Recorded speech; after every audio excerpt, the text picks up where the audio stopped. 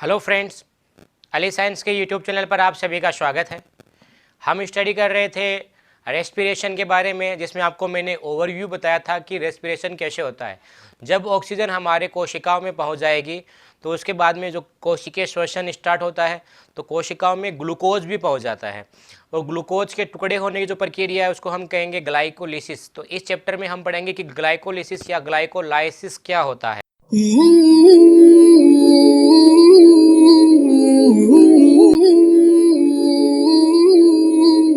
क्या होता है तो देखिए, ग्लाइकोलिसिस या ग्लाइकोलाइसिस, इसको मैंने दो नाम क्यों दिए हैं वो भी समझ लें।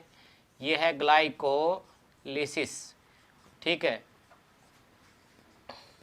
ग्लाइकोलाइसिस। देखिए इसका स्पेलिंग ये होती है, तो कहीं पर किताबों में इसका नाम आपको मिल जाएगा ग्लाइकोलाइसिस, कहीं मिल जाएगा ग्लाइकोलिसिस। तो आप उसमें कंफ्यूज नहीं होना है, दोनों नाम ग्लाइकोलिसिस के ही है। अब देखिए इसमें होता क्या है, देखिए इसमें नाम है ग्लाइको। ग्लाइको का मतलब होता है यहाँ पर शुगर या स्वीट हम जिसको कहते हैं, यानी हमारे पास है ग्लूकोज। क्या है? ग्लूकोज हमारे पास है। तो इसमें क्या होगा, ग्लूकोज जो होगा उसका अपघटन होता है, ग्लूकोज है, ठीक है। और लाइसिस यानी जो वर्ड है इसमें लाइसिस, ठीक है, लाइसिस का मतलब होता है किसी चीज़ का ब्रेक डाउन करना, ब्रेक डाउन या किसी चीज़ को तोड़ देना या किसी चीज़ का अपघटन कर देना। तो ग्लूकोज के टूटने की जो प्रक्रिया होगी वो क्या कहलाएगी? ग्लाइकोलाइसिस कहलाएगी। देखिए ग्लूकोज में क्या होता है, ग्लूकोज में हमारे पास C6H12O6 ये फॉर्मूला होता है। तो ग्लूकोज को हम ऐसे लिख सकते हैं, हमारे पास कितने कार्बन है इसमें? 3 4 5 6, टोटल हमारे पास 6 कार्बन है। ये होता है CH2OH, ये होता है OH, इधर होता है H, ये होता है OH, इधर होता है H। इसमें उल्टा हो जाएगा, इधर H इधर OH, यहाँ पर OH होगा और यहाँ पर H। इस वाले में डबल बॉन्ड O और H है। तो देखिए ये इतना जो भाग हमारे पास बन गया है इसके अंदर, ये वाला पार्ट, ठीक है, ये जो बन गया है ये वाला पार्ट, तो ये इसके अंदर क्या बन चुका है? एल्डिहाइड। इसका मतलब जो ग्लूकोज होता है ये एक प्रकार का एल्डिहाइड होता है, यानी एल्डिहाइड प्रकार का कार्बोहाइड्रेट है। इसके यहाँ से टुकड़े हो जाते हैं, ठीक है, टुकड़े होंगे और टुकड़े होकर क्या करेगा, ये दो अणु बना लेता है, किसके? पाइरुविक अम्ल के। यानी उसका मैं फॉर्मूला यहाँ लिख देता हूँ। उसमें होता है हमारे पास CH3 C double bond O और COOH। तो देखें इसमें कितने कार्बन है? 3 कार्बन है। इसमें हमारे पास 6 कार्बन है। इसको हम कहते हैं पाइरुविक अम्ल। पाइरुविक अम्ल इसका नाम होता है, या इसको हम कहेंगे पाइरुविक एसिड, ठीक है। तो देखें कई किताबों में इसका नाम मिलेगा आपको पाइरुवेट। अब बच्चे कंफ्यूज होते हैं कि सर पाइरुवेट क्या होता है और पाइरुविक अम्ल क्या होता है। तो देखिए दोनों में अंतर क्या चीज़ का है, तो दोनों में अंतर इस चीज़ का है कि अगर मैं इसको लिख रहा हूँ CH3 C double bond O और C डबल O माइनस, अगर मैंने इसको माइनस आयन के नाम के रूप में दिखाया है तो ये मेरे पास है पाइरुवेट, और अगर ये हाइड्रोजन जुड़ा हुआ है तो ये हो गया पाइरुविक एसिड। तो वैसे अधिकतर तो सेल्स में मिलता है नेगेटिव आयंस के रूप में, तो पाइरुवेट ज़्यादा सही रहेगा। आप दोनों लिख सकते हो, पाइरुवेट भी लिख सकते हो या पाइरुविक अम्ल भी लिख सकते हो।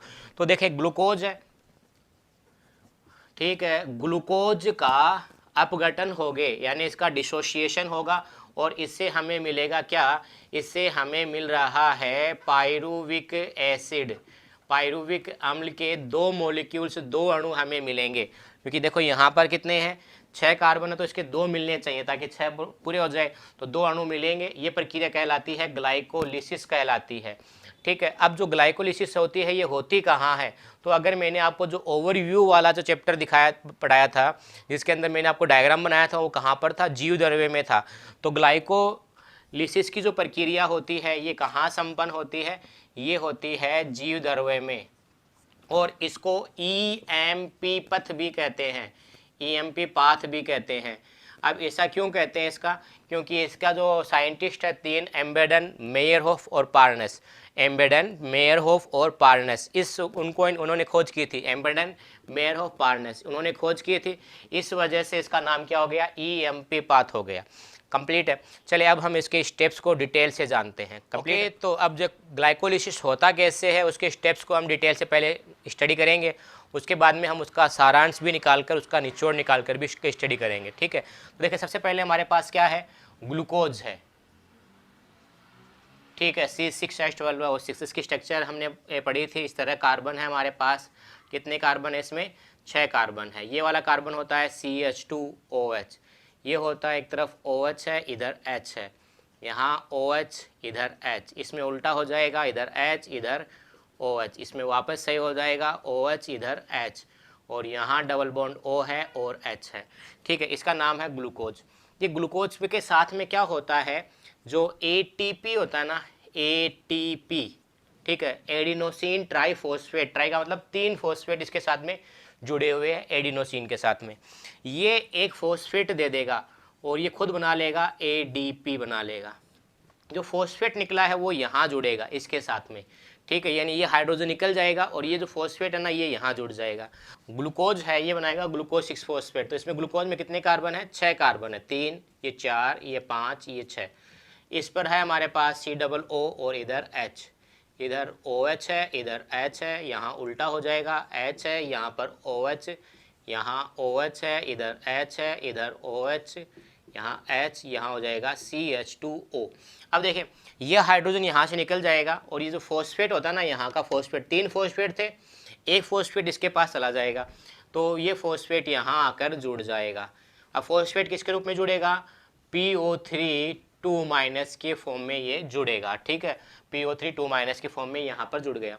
अब देखो ये क्रियात्मक समूह है, एल्डिहाइड इसको हमने नाम दिया था, तो ये यहाँ से स्टार्ट काउंटिंग करेंगे, पहला कार्बन, दूसरा, तीसरा, चौथा, पांचवा और छठा। ये छठा कार्बन है, छठे कार्बन पर क्या जुड़ गया, फॉस्फेट, तो इसका नाम क्या हो जाएगा, ग्लूकोज तो है, इसके छठे कार्बन पर क्या जोड़ दिया हमने, फॉस्फेट जोड़ दिया है, तो इसका नाम क्या हो गया, ग्लूकोज 6 फॉस्फेट इसका नाम हो गया। कंप्लीट है।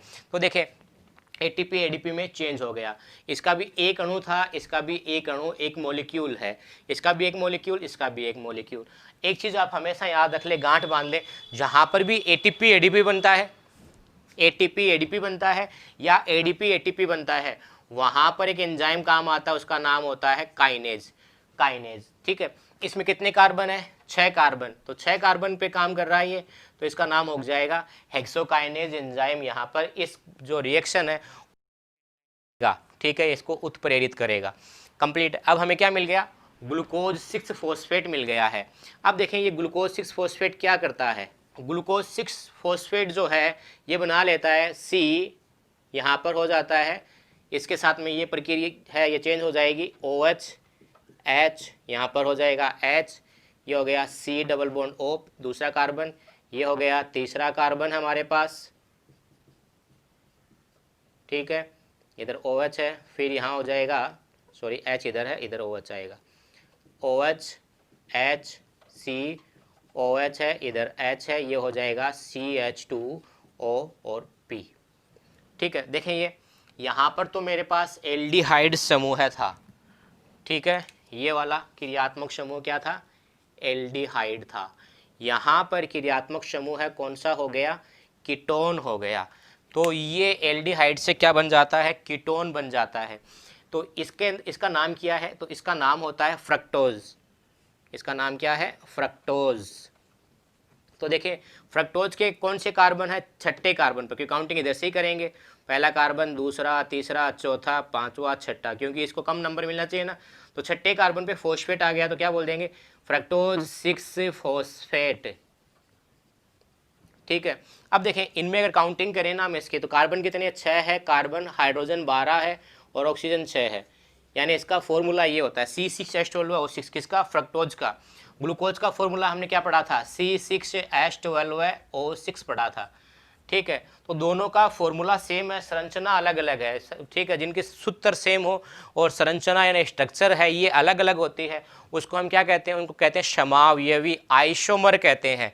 तो ये दोनों एक दूसरे के क्या है, आइसोमर होते हैं। तो आइसोमर है तो यहाँ पर एंजाइम जो काम आएगा वो कौन सा हो जाएगा, आइसोमर बनाने वाला एंजाइम, आइसोमरेज। नाम के आगे क्या लगा देते हैं, एंजाइम के ASC। मैंने आपको पढ़ाया था एंजाइम वाले चैप्टर में। अगर एंजाइम आपका नहीं पढ़ा है वो टॉपिक तो आप एंजाइम वाला चैप्टर पढ़ें, आपको ये समझ में आ जाएगा। कंप्लीट है, ओके। तो आइसोमरेज एंजाइम काम आ जाएगा। इसका दूसरा नाम हम इसे भी लिख सकते हैं कि इसमें हमारे पास फॉस्फेट जुड़ा हुआ है ना, फॉस्फेट है तो फॉस्फो, ठीक है। ये फ्रुक्टोज है तो फ्रक्टो आइसोमरेज, ठीक है। तो इसका नाम आप ऐसे बना सकते हो, लेकिन सही नाम आपके लिए रहेगा नहीं। अब देखो क्या होता है, ये जो हमारे पास है फ्रक्टोज 1,6 डाइफॉस्फेट है, ये मिटा देता हूँ मैं। फ्रक्टोज 1,6 डाइफॉस्फेट है, इसका जो पहला कार्बन है उसके साथ में भी फॉस्फेट जुड़ जाएगा। यहाँ ये जो हाइड्रोजन है ना ये निकलेगा और यहाँ से जुड़ जाएगा, यानी इस तरह हो जाएगा CH, ये O है, इससे फॉस्फेट जुड़ गया। फिर दूसरा हो गया C डबल बॉन्ड O, तीसरा हो जाएगा C, इधर H और OH, इधर हो जाएगा COH, इधर H, यहाँ पर हो जाएगा OH, इधर H, और ये हो गया CH2OH, और यहाँ क्या जुड़ा हुआ है, OH की जगह पर, H की जगह पर फॉस्फेट जुड़ा हुआ है। तो देखें यहाँ पर एक ही फॉस्फेट था, यहाँ कितने फॉस्फेट हो गए, 2 फॉस्फेट हो गए। कौन कौन से कार्बन पर, पहला, दूसरा, तीसरा, चौथा, पांचवा और छठा, पहले पर और छठे पर। तो इसका नाम क्या हो जाएगा, इसका नाम हो जाएगा फ्रक्टोज 1,6 डाइफॉस्फेट, फ्रक्टोज 1,6 डाइफॉस्फेट। अब देखो ये फ्रक्टोज 1,6 डाइफॉस्फेट ये बना रहा है, तो इसको यहाँ पर देखो फॉस्फेट एक ही था, यहाँ एक एक्स्ट्रा आ गया, यानी एक फॉस्फेट बड़ा है, तो वो फॉस्फेट कौन देगा, जो फॉस्फेट यहाँ दिया था वो यहाँ देगा, यानी ATP है ये क्या बना लेता है, ADP बना लेता है। कंप्लीट, और फॉस्फेट इसके पास आ गया। अब देखो मैंने बताया जहाँ पर भी ATP काम आएगा तो एंजाइम कौन सा होगा, काइनेज एंजाइम होगा। इसका नाम क्या हो जाएगा, इसको बोल देंगे phosphofructokinase, phosphofructokinase enzyme यहाँ काम आएगा। कंप्लीट है। अब ये जो फ्रक्टोज 1,6 डाइफॉस्फेट बना है ये टुकड़े होता है, ठीक है। चलो उसके बारे में देखते हैं। ओके, तो हमें क्या मिल गया, फ्रुक्टोज 1,6 डाइफॉस्फेट मिल गया है। अब ये फ्रुक्टोज 1,6 डाइफॉस्फेट है, इसके टुकड़े होंगे और 2 मॉलिक्यूल्स यानी 2 अणु हमें प्राप्त होते हैं।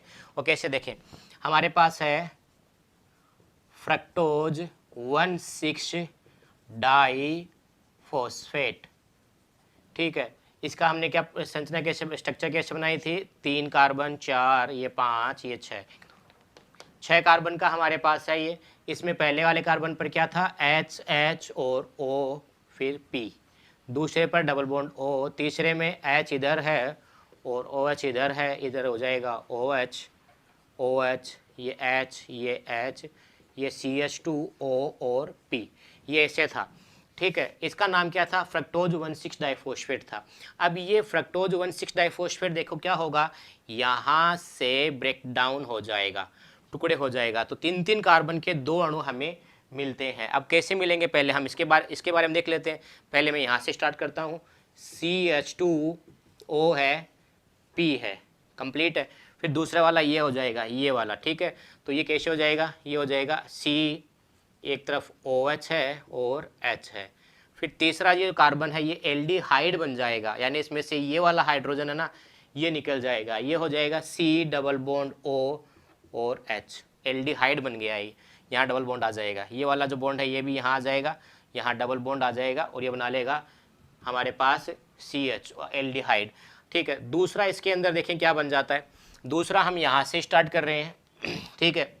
तो क्या है वहाँ पर CH2, C है, इसके साथ में 2 H है, फिर O है, फिर P है, CH2 है, O है और P है। फिर नेक्स्ट में क्या है, यहाँ पर C डबल बॉन्ड O है। फिर तीसरे में देखो क्या है, एक तरफ तो H है, इधर OH है, ठीक है। तो एक तरफ तो हमारे पास है H और एक तरफ है OH।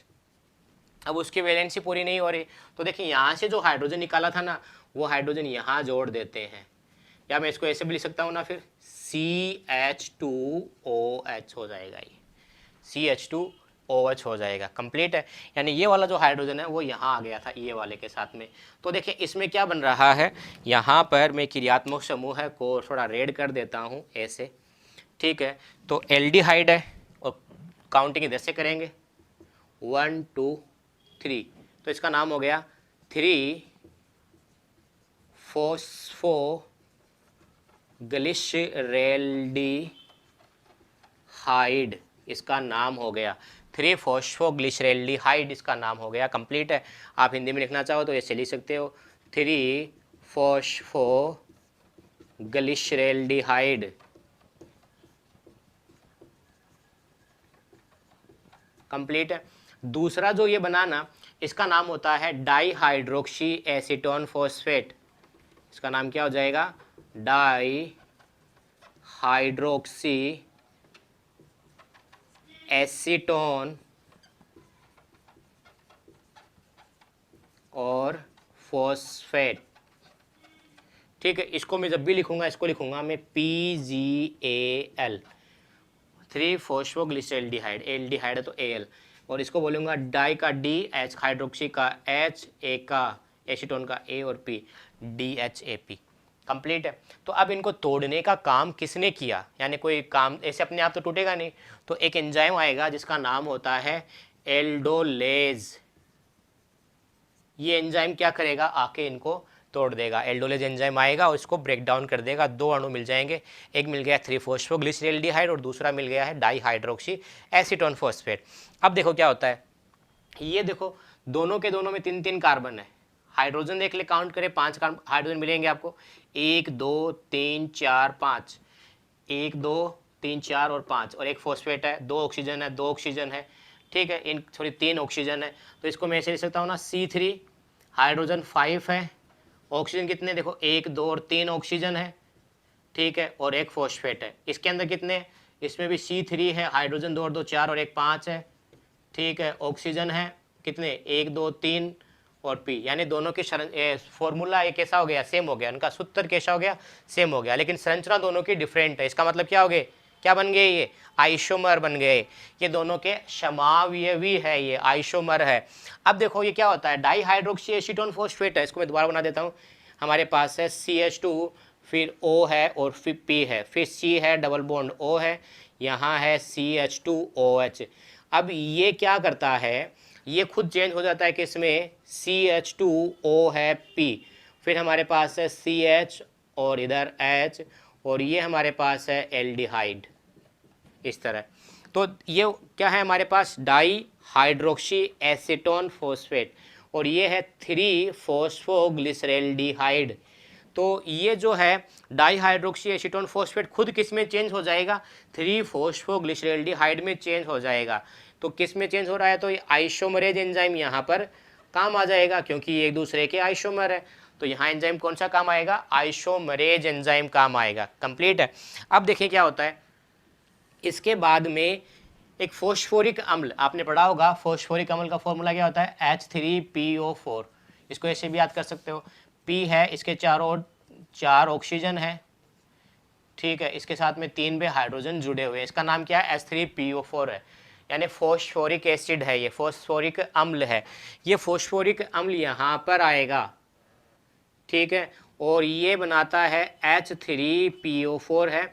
ये फॉस्फेट यहाँ दे देगा, इसको किसको दे देगा, पहले वाले कार्बन को, यानी ऐसी स्थिति हो जाएगी CH2, फिर है O है, P है, फिर हो जाएगा COH और इधर H है, ठीक है, फिर यहाँ पर आ जाएगा C, ठीक है, फिर हो जाएगा हाइड्रोजन की जगह पर आ जाएगा फॉस्फेट, और ये डबल बॉन्ड O, सॉरी ये हाइड्रोजन जुड़ा रहेगा, और यहाँ आ जाएगा फॉस्फेट, ठीक है। अब देखें इसमें क्या हुआ, फॉस्फेट है, ये किस कौन से कार्बन पे आ गया, पहला, दूसरा और तीसरा, पहले पर और तीसरे पे आ गए, तो इसका नाम क्या हो जाएगा, 1,3, 2 कार्बन है, डाई फॉस्फेट है तो फॉस्फो, और ये क्या था, खुद ग्लिसरैल्डिहाइड था, तो नाम हो जाएगा ग्लिसरैल्डिहाइड, इसका नाम हो गया 1,3-डाईफॉस्फोग्लिसरैल्डिहाइड बन गया हमारे पास। अब देखते हैं कि आगे इसमें क्या होगा। ओके, तो हमें 1,3 डाइफॉस्फोग्लिसरैल्डिहाइड है, उसके 2 मॉलिक्यूल्स हमें मिल गए थे। क्योंकि देखिए हमने पढ़ा था कि फ्रुक्टोज 1,6 डाइफॉस्फेट टुकड़े होता है 2 अणुओं के रूप में, DHAP और 3PGL। 3PGL खुद चेंज हो जाएगा, DHAP खुद चेंज हो जाएगा 3PGL में, 3-फॉस्फोग्लिसरैल्डिहाइड। उसके हमें 2 मॉलिक्यूल्स 2 अणु मिल जाते हैं। फिर दोनों के दोनों अणु क्या करते हैं, 1,3 डाइफॉस्फोग्लिसरैल्डिहाइड बना लेते हैं। क्या बना लेंगे, 1,3 डाई फॉस्फोग्लिसरैल्डिहाइड।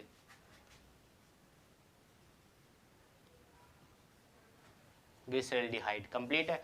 अब देखो ये कैसे, अब ये क्या करेगा, ये 1,3 डाइफॉस्फोग्लिसरैल्डिहाइड क्या करेगा, ये बना लेता है 1,3 डाइफॉस्फोग्लिसरिक अम्ल, ग्लिसरिक एसिड बना लेता है। कैसे होता है, ये हो जाएगा CH3O और P, ये पहला तीसरा कार्बन था, ये हो जाएगा CHOH और ये हो जाएगा हमारे पास C डबल बॉन्ड O, इधर O है, ये P से जुड़ जाएगा।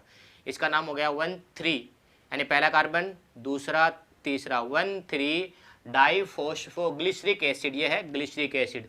तो क्या बन जाता है, 1,3 डाइफॉस्फोग्लिसरिक एसिड बन जाएगा। कंप्लीट है। अब देखें क्या करते हैं कि इसमें देखें, जब ग्लिसरैल्डिहाइड से ग्लिसरिक एसिड बनाते हैं तो हमें उसमें से हाइड्रोजन निकलता है, यानी उसका ऑक्सीकरण होता है, ऑक्सीडेशन होता है। तो हाइड्रोजन निकलेगा, वो क्या करेगा, NAD के पास जाएगा और उसको कन्वर्ट कर देगा किसमें, NADH2 में कन्वर्ट कर देगा। इसके हमारे पास 2 अणु थे, तो इसके भी 2 अणु यानी 2 मॉलिक्यूल्स मिलेंगे, और इसके भी कितने अणु मिलेंगे, 2 अणु मिलेंगे, 2 मॉलिक्यूल्स मिलेंगे NADH2 का। तो एक चीज़ याद रखना है, जहाँ पर भी NADH2 एंजाइम आपको, सॉरी NADH2 मिले ये, वहाँ पर एक एंजाइम लिखना है डिहाइड्रोजिनेज। NADH2 जहाँ पर भी होगा वहाँ कौन सा होगा, डिहाइड्रोजिनेज एंजाइम। तो यहाँ पर कौन सा एंजाइम काम आ जाएगा, डिहाइड्रोजिनेज एंजाइम काम आएगा। ठीक है, उसको आप ऐसे भी कह सकते हो, देखो फॉस्फोग्लिसरैल्डिहाइड है ना, उससे कम कर रहा है, तो उसको बोल सकते हो फॉस्फोग्लिसरिक ग्लिसरैल्डिहाइड डिहाइड्रोजिनेज, या फॉस्फोग्लिसरो डिहाइड्रोजिनेज एंजाइम भी आप लिख सकते हो। लेकिन आपको इंपॉर्टेंट नाम याद रखना है, डिहाइड्रोजिनेज एंजाइम। कंप्लीट है। अब देखिए इसमें कितने फॉस्फेट है, पहले पर भी फॉस्फेट है और तीसरे पर भी फॉस्फेट है। फिर ये क्या करता है, ये क्या करेगा, तीसरे जो पहले वाला फॉस्फेट है उसको निकाल देगा, यानी ऐसे हो जाएगा C डबल बॉन्ड O है, ये O है, इसके साथ में कोई हाइड्रोजन आके जुड़ जाएगा, और यहाँ पर C है, OH है, H है, और CH2 है, O है और P है। ठीक है, अब देखो ये तो है हमारे पास COOH, यानी क्या हो गया, कार्बोक्सिलिक एसिड बन गया। ठीक है, यानी ग्लिसरिक एसिड है, पहला कार्बन दूसरा और तीसरे कार्बन पर फॉस्फेट है, तो इसका नाम हो गया 3-फॉस्फोग्लिसरिक एसिड। इसका नाम हो गया 3-फॉस्फोग्लिसरिक एसिड। अब देखें एक चीज़ और याद रखें, यहाँ पर फॉस्फेट कितने थे, 1 और 2 थे, यहाँ 1 ही है, तो एक फॉस्फेट जाएगा कहाँ, तो वो फॉस्फेट है वो ADP ले लेगा और खुद बदल जाएगा किसमें, ATP में बदल जाएगा। इसके कितने अणु थे, 2 अणु थे ना, तो इसके भी कितने अणु यानी कितने मॉलिक्यूल्स बनेंगे, 2 मॉलिक्यूल्स बनेंगे। तो इनके भी 2 मॉलिक्यूल्स और ATP के भी 2 मॉलिक्यूल्स बनेंगे। तो देखिए यहाँ पर NADH2 के हमें 2 मॉलिक्यूल्स मिल चुके हैं, ATP है उसके भी हमें 2 मॉलिक्यूल्स मिल चुके हैं। कंप्लीट है। अब देखिए आगे क्या होता है, 3-फॉस्फोग्लिसरिक एसिड है ना, ये क्या करता है, अब इनमें देखें ये जो है ना, यहाँ का जो OH और ये H, ये एक दूसरे के इंटरचेंज हो जाएंगे, यानी स्थान चेंज कर लेंगे। ऐसे हो जाएगा, ये यहाँ चला जाएगा, ये यहाँ आ जाएगा, ये हो जाएगा CH2OH, फिर C, ठीक है, और ये हो जाएगा, इधर तो H है ही है, और O और P, यानी ये OP यहाँ आ गया, ये यहाँ चला गया, और फिर है C डबल बॉन्ड O और OH। ठीक है, अब देखें इसका नाम क्या है, तो इसके नाम में देखो पहले कार्बन पे तो वही COOH है, दूसरा कार्बन पे फॉस्फेट आ गया, तीसरा कार्बन ये है, तो इसमें दूसरे कार्बन पे आ गया ना, तो इसका नाम हो जाएगा 2-फॉस्फोग्लिसरिक एसिड। 2-फॉस्फोग्लिसरिक एसिड, या आप उसको कह सकते हो, अगर मैं हाइड्रोजन हटा दूँ तो 2 फॉस्फोग्लिसरेल ग्लिसरेट। कंप्लीट है। अब देखिए क्या होता है, इसमें चेंज किया है ना, कंप्लीट है। देखो यहाँ से स्थान चेंज करना है, चेंज को हम कहते हैं बायोलॉजिकल लैंग्वेज में, जैसे उत्परिवर्तन आपने सुना होगा, परिवर्तन होता है, चेंज होता है, म्यूटेशन कहते हैं। तो म्यूटेशन से यहाँ पर एंजाइम का नाम क्या लिख देंगे, म्यूटेज, ए ऐसे लगा देंगे, म्यूट के आगे, म्यूटेशन से नाम बन गया म्यूटेज, परिवर्तन कर रहा है ये। तो यहाँ पर एंजाइम कौन सा काम आ गया, म्यूटेज एंजाइम काम आ गया।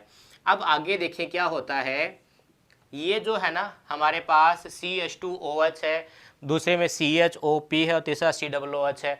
ये चेंज हो जाता है किसके अंदर, फॉस्फोइनोल पायरुवेट के अंदर। अब वो कैसे होता है वो देखें, ये जो है ना ये हो जाएगा CH2, ये OH यहाँ से निकल गया, डबल बॉन्ड O, फिर यहाँ पर है हमारे पास CH, ठीक है, O, और ये है P, और ये हमारे पास क्या है, C डबल बॉन्ड O है, O है और H है।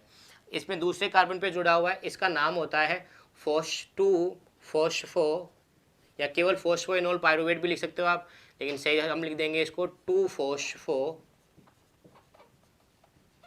Enol pyruvate.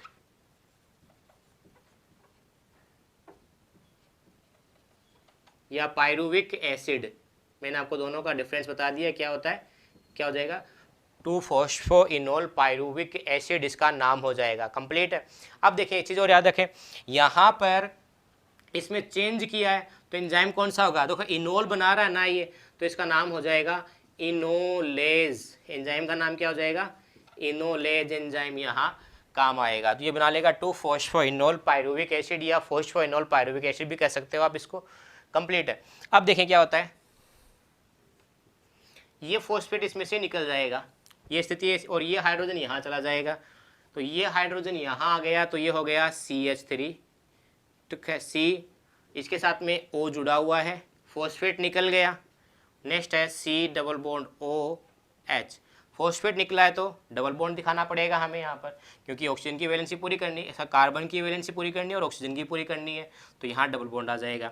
और इसका नाम क्या होता है, इसका नाम होता है पायरुविक एसिड, पायरुविक अम्ल इसका नाम होता है। तो देखिए यहाँ फॉस्फेट था, यहाँ फॉस्फेट गायब कर दिया, किसके पास चला जाएगा, ये चला जाएगा ADP के पास, और ये किस में चेंज हो जाएगा, ATP में। ATP ADP काम आ गया, एंजाइम कौन सा, काइनेज। आंख बंद करके नाम लिख सकते हो काइनेज, कोई गलत नहीं करेगा।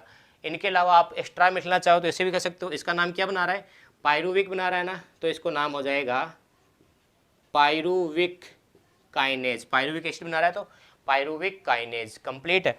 अब देखिए यहाँ पर इसके कितने मॉलिक्यूल्स थे, 2 मॉलिक्यूल्स, तो इसके कितने मॉलिक्यूल बनेंगे हमारे पास, 2 ही बनेंगे। इसके भी 2, सबके 2-2 चल रहे हैं, सबके 2-2 मॉलिक्यूल्स। तो पायरुवेट के कितने बन गए, पायरुविक एसिड के कितने बन गए, 2। तो ATP भी 2 है और ये भी 2 बनेंगे ATP, तो यहाँ से 2 ATP मिल गए। तो ATP कितने मिल गए, ATP हमें मिल गए 2। कंप्लीट है। तो टोटल ATP कितने मिले हैं, टोटल ATP हमें मिले हैं 4, और NADH2 टोटल कितने मिले हैं, 2। कंप्लीट है।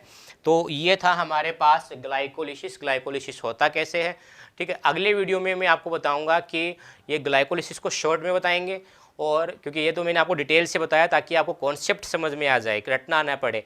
अगले वीडियो में आपको ये सब कुछ शॉर्ट में बता दूंगा और इसका सारांश भी आपको बताया जाएगा। कंप्लीट है।